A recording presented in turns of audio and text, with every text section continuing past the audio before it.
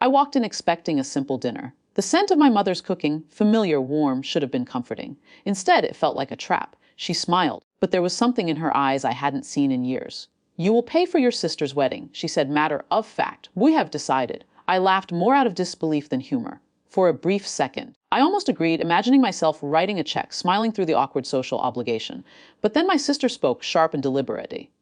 "If you refuse, you're no longer family to us." The words hung in the air. Silence filled the dining room. My fork felt heavy in my hand. I said nothing. I didn't need to. I remembered other times, the quiet favoritism, the small manipulations, the moments I had bent to avoid conflict. Everything about this table, these walls, spoke of leverage I had never recognized. And suddenly I understood I was underestimated.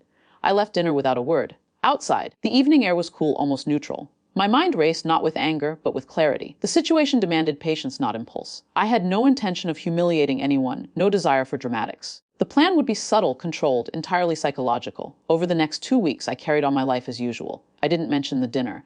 I didn't confront my sister. But I began to act differently. Every interaction, every small decision carefully measured.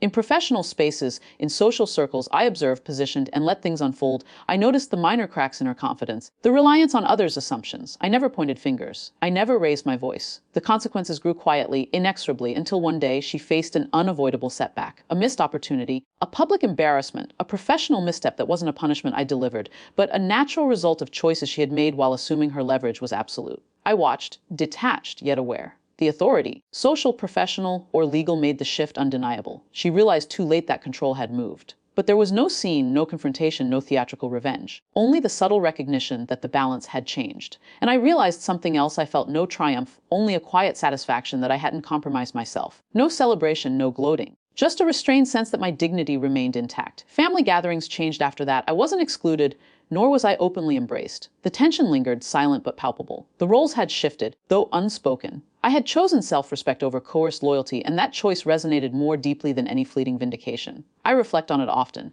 The dinner, the ultimatum, the silence, they remain vivid. The lesson wasn't in the setback or the social consequences. It was in the quiet power of patience, in understanding leverage without needing to demonstrate force, in allowing authority and circumstance to confirm the shift naturally.